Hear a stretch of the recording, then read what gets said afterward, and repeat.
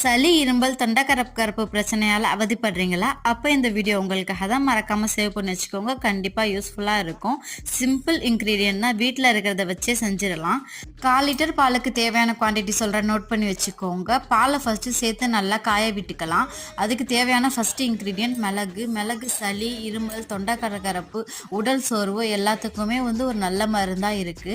நல்லா இந்த மாதிரி நீங்க கோர்ஸாவே இடிச்சுக்கலாம், இல்லைன்னா கூட நல்லா மைய இடிச்சுக்கலாம். அடுத்து மஞ்சத்தூள். மஞ்சத்தூள் உங்க உடல் சோர்வு, ஒரு மாதிரி டயர்ட் ஆகிறது மட்டும் இல்லாமல் ஆன்டிபயோட்டிக்காகவும் உங்களுக்கு நல்லாவே யூஸ் ஆகும். பால் நல்லா கொதி வந்ததுக்கு அப்புறமா மஞ்சத்தூளையும் மிளகையும் சேர்த்து மிக்ஸ் பண்ணிக்கோங்க.